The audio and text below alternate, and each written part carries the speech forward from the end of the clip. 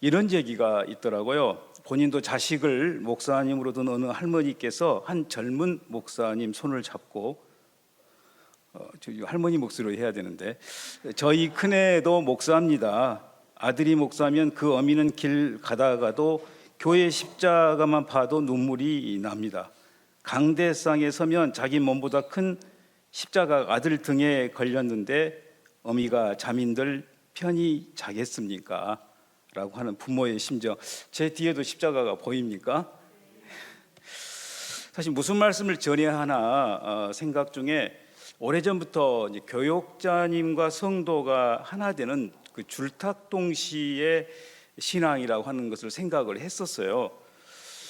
또 그러다가 코로나 이전에 시작했던 그 모세오경, 정말 어렵게 작년 말에 끝냈는데, 근데 그 생각도 하다가 그러다가 얼마 전에 우리 동생으로부터 분당의 지구촌 교회, 또 용인에도 있죠. 그래서 한 10,000명 정도 되는 그 이동훈 목사님의 그 강해, 민수기 강해 책이었어요. 한 권을 바로 얼마 전에 받았어요. 그래서 보니까 34개의 주제여서 광야로 진군하라라고 하는 말씀이었고, 그래서 그 말씀 가운데 광야 여정과 다음 세대란 주제로 오늘 생각을 머물러 말씀을 전하고자 합니다. 근데 정하고 보니까 큐티 셀라이프 하시는 여러분들은 다 아시겠습니다만 3월, 4월, 5월, 6월 말씀이 민수기 말씀입니다. 그래서 참 묘하게도 일치를 했는데, 또 근래 목사님께서도 모세오경, 창출내 민신 그러죠. 그래서 특히 신명기 말씀을 지금 강조하시고 아주 그 명구들을 또 아주 멋진 그림, 처음 본 그림으로 이렇게 하셔서 지금 이 서비스를 하고 계시잖아요. 그것도 개인적으로 이달에 다 읽으라고 했기 때문에 이미 다 읽으신 분도 계시고 또 한 장 한 장 읽고 계시라고 생각이 됩니다. 그래서 어떤 의미에서는 쉽게 와 닿아 이해도 빠르다고 생각해서 민수기 말씀을 정했습니다. 얼마 전 뉴스를 봤습니다. 저출생 우리나라 요새 유명하죠. 한국 국적자가 5천만 명 이하로 떨어졌답니다. 이제 이것은 2018년에 5,002만 4천 명이었는데 그 뒤로 인구가 줄어서 그래도 5천만 명대는 유지하다가 작년 말 기준으로 4,984만 명이 되었어요. 그래서 외국인이 지금 한 186만 명 정도 있어서 겨우 5천만 명을 지금 유지하고 있는 우리나라입니다. 근데 앞으로 출산율이 뭐 0.72, 0.68보다도 낮아진다고 하니까 정말 국민들의 숫자, 바로 그게 민수잖아요. 우려하고 있는 오늘의 현실입니다. 그래서 오늘 본문 말씀은 민수기의 26장인데 공간적으로는 이제 출애굽해서 홍해를 건너고 그 이스라엘 백성의 여정 가운데 특히 시내산에서 모압 평지에 이르러서 그 이스라엘 백성의 인구를 또 한 번 조사하는, 그러니까 민수기 1장에서 한 번 조사했는데 2차 인구 조사를 한 내용이거든요. 그래서 아시다시피 민수기는 영어로 넘버스라고 그렇게 이제 우리가 표기를 하지 않습니까?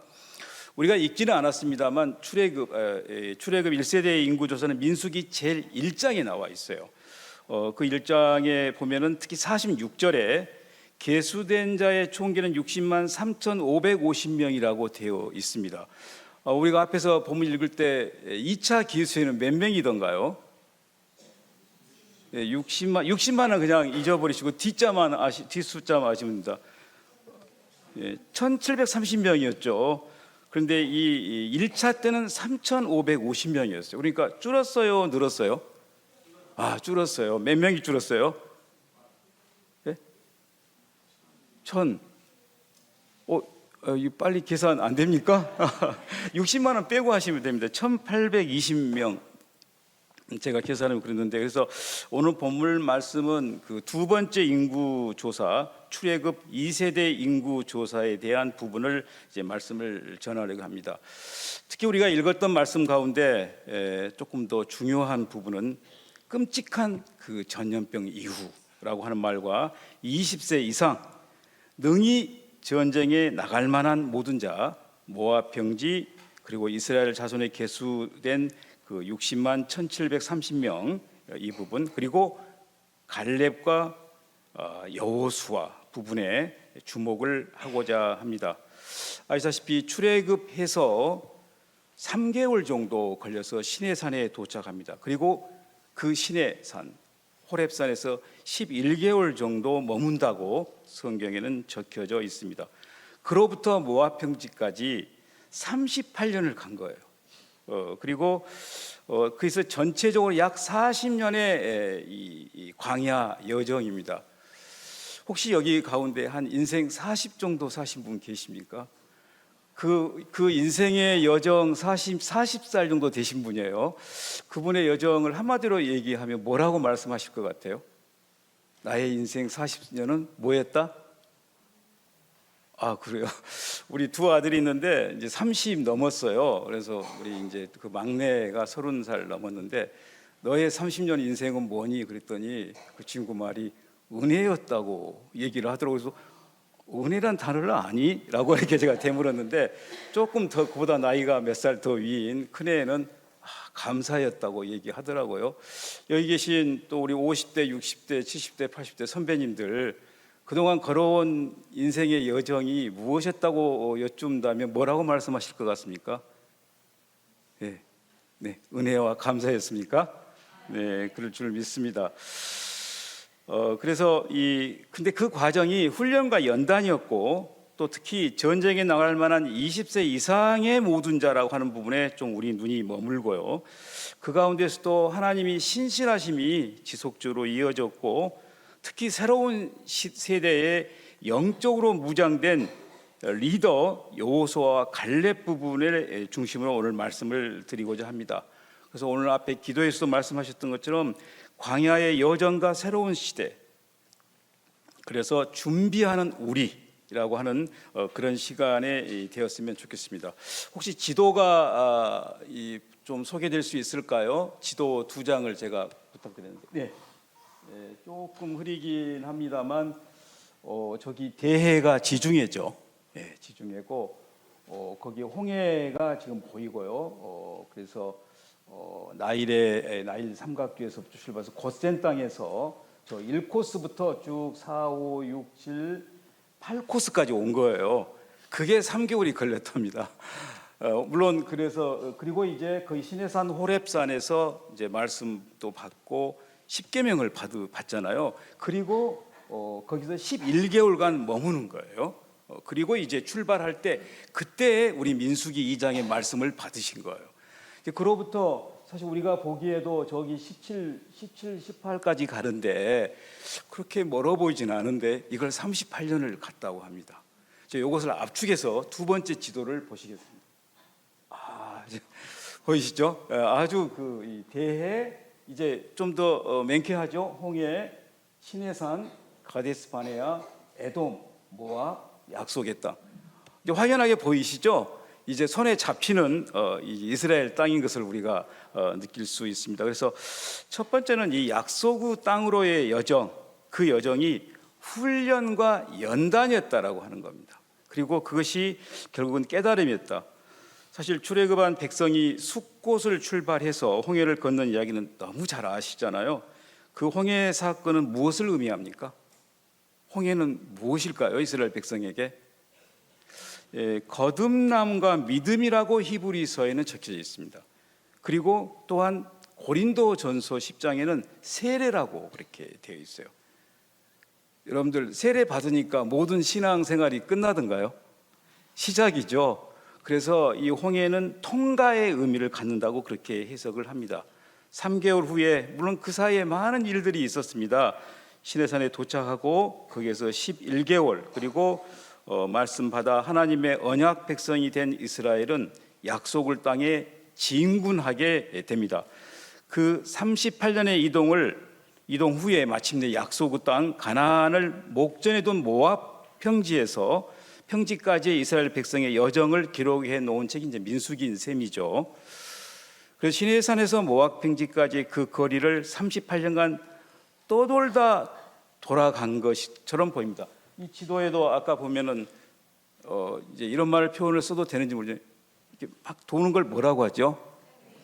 이제 그렇게 얘기를 합니다. 그래서 이 광야 시간을 통해 하나님을 향한 불순종의 시간들을 순종의 시간으로 다듬어 가신 여정이었다, 이렇게 얘기를 할 수 있겠죠.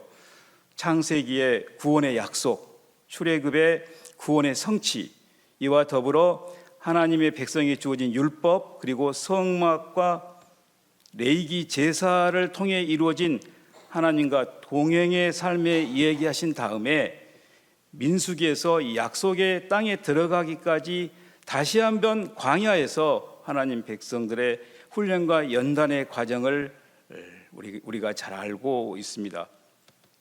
사실 우리가 바로 읽었던 26장 앞에, 그리고 그 첫 대목에 끔찍한 병이라고 하는 얘기가 나와 있는데, 그 부분은 실은 민수기 25장에 나와 있죠. 그것은 다름 아닌 음행과 우상 숭배에 대한 하나님의 행벌이었습니다.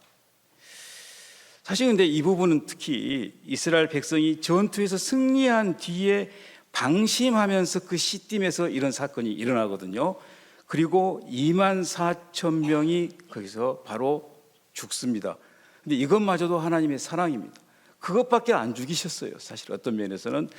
그래서 불평, 원망, 범죄도 거듭 용서하지만 우상 숭배를 가장 싫어하는 하나님이신 걸 우리 모두 알고 계시죠. 그래서 이스라엘 백성들이 광야에서 여러 어려움을 맞이하며 하나님의 말씀만 붙잡고 약속의 땅을 향해 나갔어야 함을 우리들에게 말해주고 있습니다. 광야에서 하나님을 알아가는 긴 시간을 보내고 난 뒤에 모압 평지에서 순종의 모습을 다시금 회복할 때까지 이스라엘 백성에게는 그야말로 수많은 훈련과 연단의 시간을 통한 광야에서의 긴 배움의 시간이었다, 이렇게 얘기할 수 있겠네요. 최근에 제가 읽었던 이 국민일보 안에 있는 더 미션의 겨자씨 칼럼이 있어요. 거기에 제목이 낙타와 선인장이었어요. 낙타는 아시죠? 사막의 상징이잖아요. 죽음의 사막을 건너기 위해 하늘을 고개로 들거나 바깥을 바라보지 않고 묵묵히 걸어간다고 합니다. 다행히도 낙타의 혹에는 영양분이 또 있기도 합니다. 또 한편 선인장은 마찬가지인데요.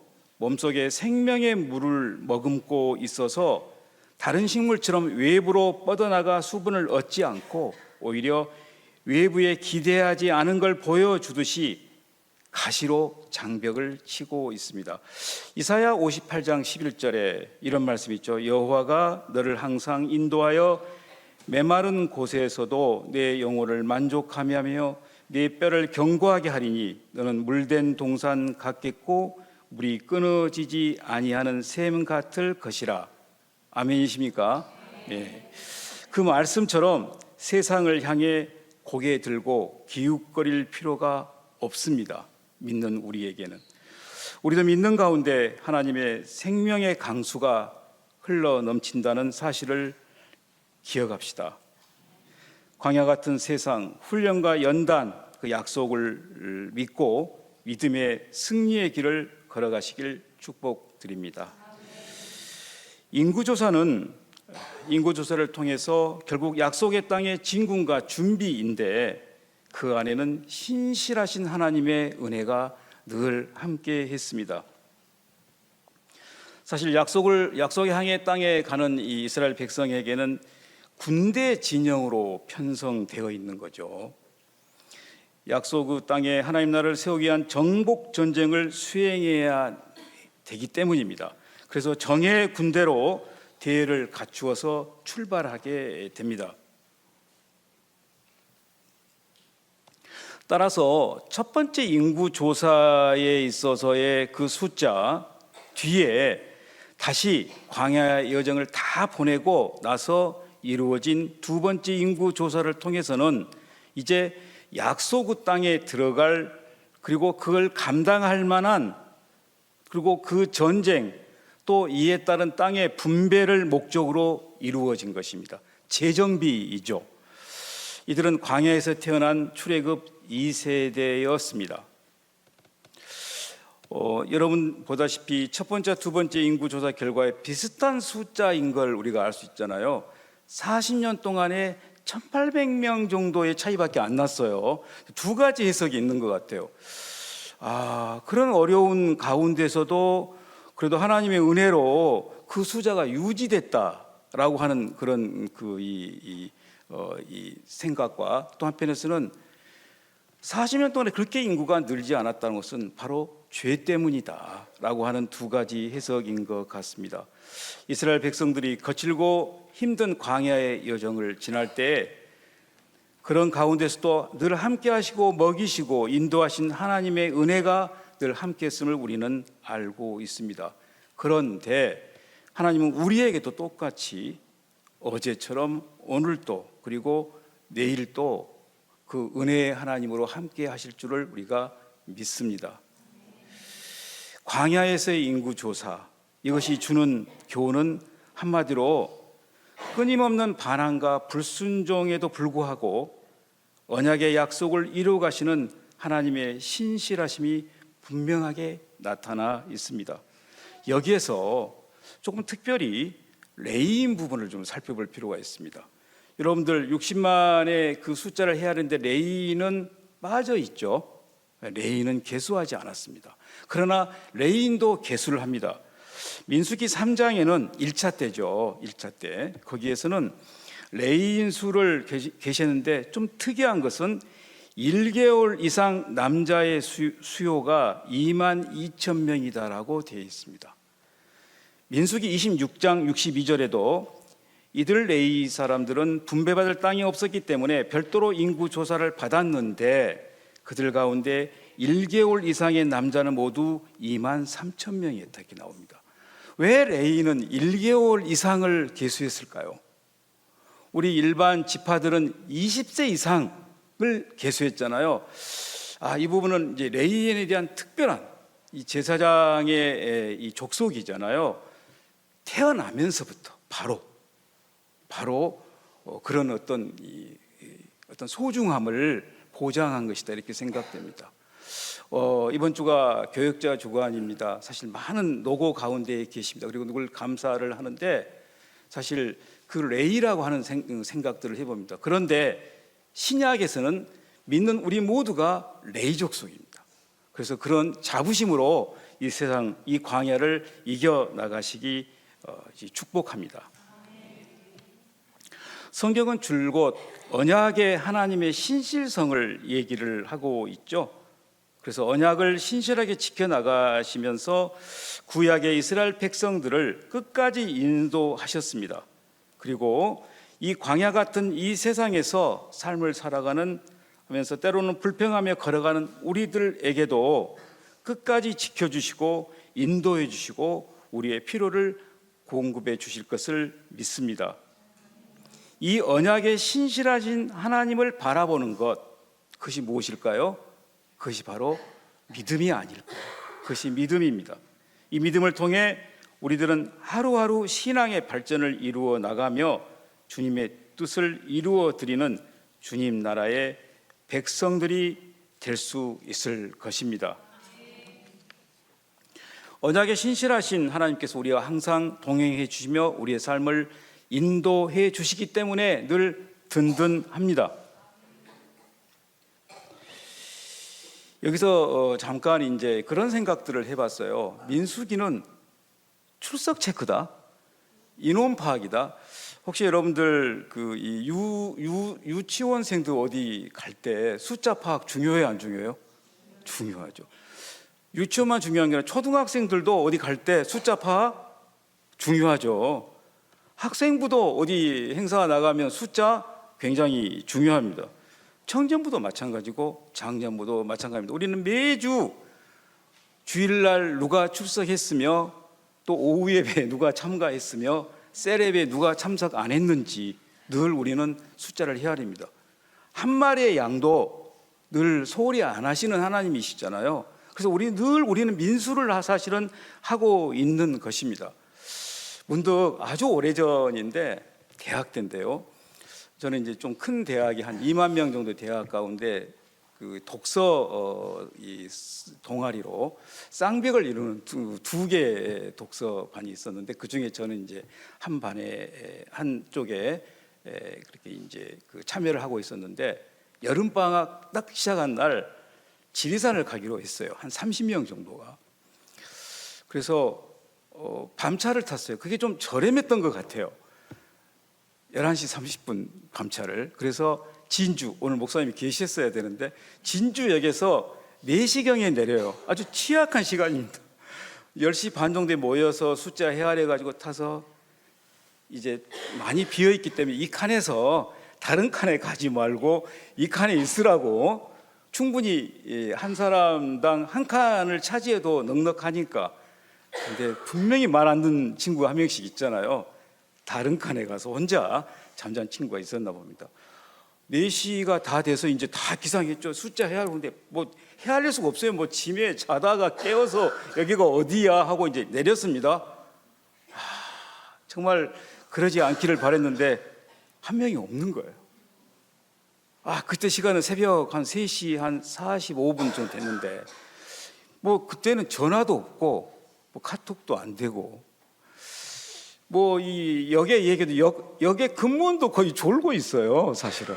그 기차는 또 목적지를 향해서 갈 텐데, 자, 이때 이제 비상회의를 했습니다. 자, 우리가 그대로 행군을 하느냐, 3박 4일입니다. 아니면 돌아가느냐. 제가 이제 리더였는데 저는 돌아가야 한다고 생각을 했습니다. 이대로 우리가 행군할 수 없다. 그런데 이제 소수 의견 중에 20살이 넘었으면 다 컸는데 뭐 믿고 그냥 우리는 가자. 이게 지금 어떻게 얼마나 준비한 회의고 또 해야 할 여러 가지 프로그램도 있는데 가야 된다. 그래서 결국 졌습니다. 그래서 갔습니다. 가다 보니까 생각도 안 나더라고요, 그 친구는. 그래서 근데 이 지리산에 이제 진주역에 도착한 이유는 천왕봉이 한 1917m 정도 되는데 첫날 올라가는 목표인 거예요. 한 4, 5km 되는데 한 4시간 이상 걸려요. 엄청나게 힘들어요. 또 짐도 제일 무거워요. 그걸 제가 이제 코스를 그렇게 했는데, 그렇게 해서 이제 행군을 하고 해서 이제 여러 가지 행사를 하고 이렇게 했습니다. 그 일행 중에 우리 김영미 본사도 있었습니다. 그때는 이렇게 될 줄은 몰랐는데 아무튼 그래가지고 이제 행사를 다 끝내고 집에 왔어요. 그래도 그 친구 생각만 나는 거예요. 집에 전화를 했어요. 그랬더니 안 왔어요, 집에. 야, 큰일이다. 그리고는 또 살다 바쁘니까 이런데 얼마나 돼야 그 친구가 왔어요.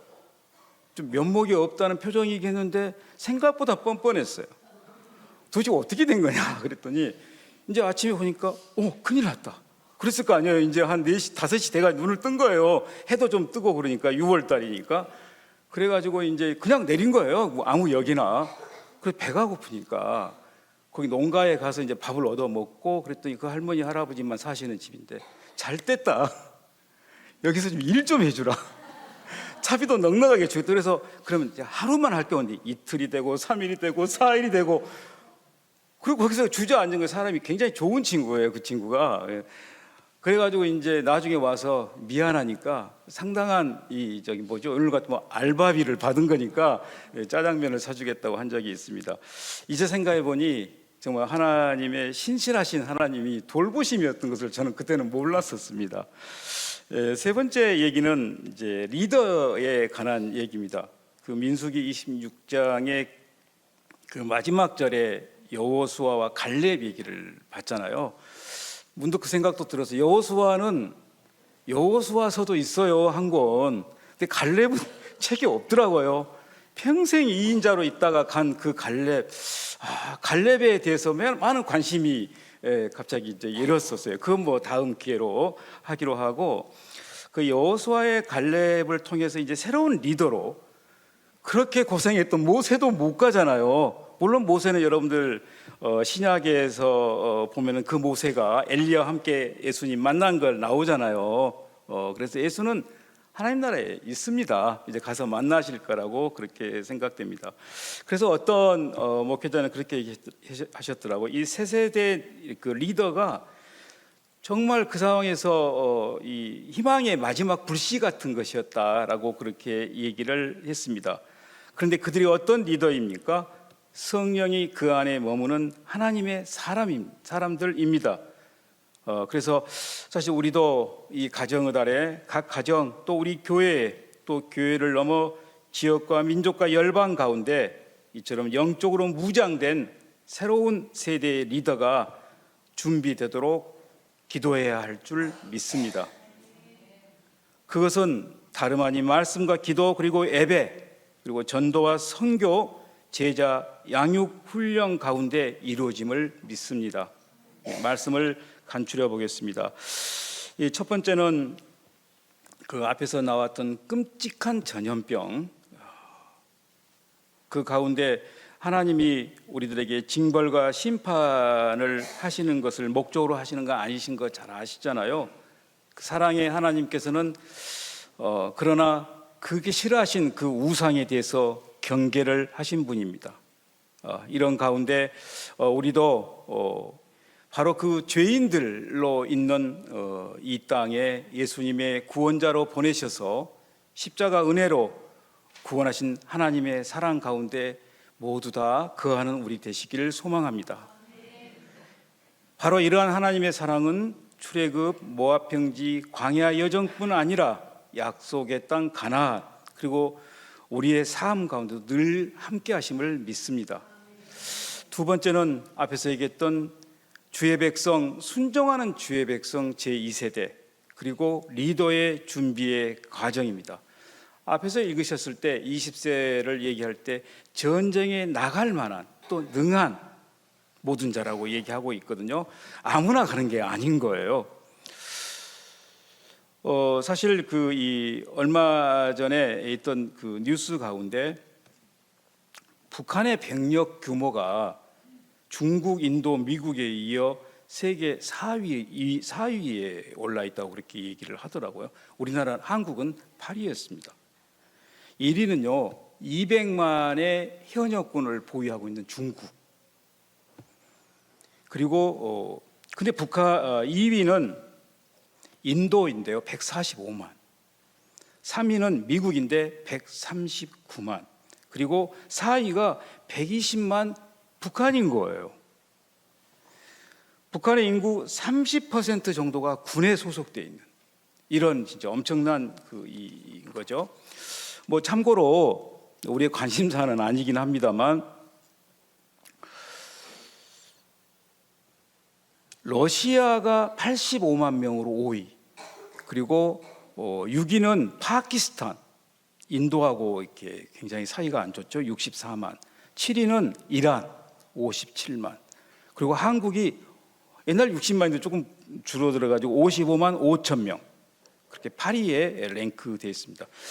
참고로 베트남이 47만, 이집트가 45만, 터키에 튀르키예라고 하죠 42만 5천 명, 미얀마가 40명, 인도네시아 40명, 브라질 뭐 이렇게 막 있습니다. 이거 생략하고요. 그런데 군사 전문가들은 군인 수와 실제 전투력은 별개의 문제라고 지적합니다. 60만의 그 민수를 했지만 정작 그들이 싸울 만한가라고 하는 것은 그들의 영적 무장도 우리가 고려를 해야 됩니다. 그 말씀 아시죠? 우리의 싸움은 혈과 육이 아니라 영적 전쟁임을 아시죠? 전쟁하는 백성은 양적 숫자뿐 아니라 영적 무기로 무장된 주의 백성이어야 함을 깨닫습니다. 그래서 우리 기도하는 방은 어쩌면 무기고라고 이름을 붙여야 될지도 모릅니다. 그 과정에서 하나님 아닌 다른 신을 섬긴 자는 저주받고 죽임을 당했지만 하나님의 약속 믿고 순종하여 가증한 것을 지면한 자는 복을 받았던 것을 우리는 너무 잘 압니다. 전쟁에 능히 나갈 자는 그 수를 헤아려 축복의 사람으로 우리가 기도해 주어야 합니다.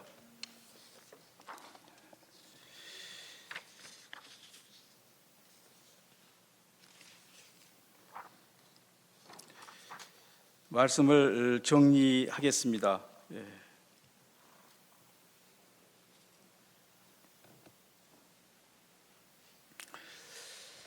하나님의 약속에 가나안으로 들어가는 준비하는 삶은 우리 가운데서도 그대로 적용이 됩니다.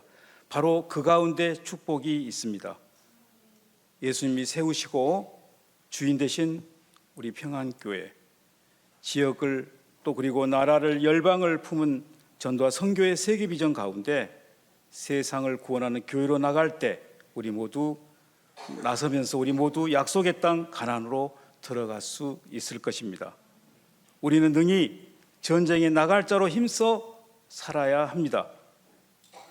사랑하는 여러분, 우리도 함께 약속의 땅 가나안으로 나아갑시다.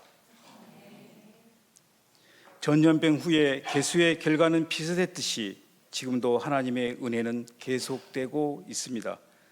전쟁에 능히 나갈 만한 자, 하나님의 약속을 믿고 가증한 것을 버려 영원한 복의 주인공, 믿음의 전신갑주, 영적 무기를 갖춘 우리 그리고 자녀들이 정작 미래 세대, 새 세대의 뉴 리더가 될 수 있도록 강구하는 삶을 살아내시길 소망합니다. 오늘의 이 말씀 가운데 가정의 달 5월 조금 남았죠.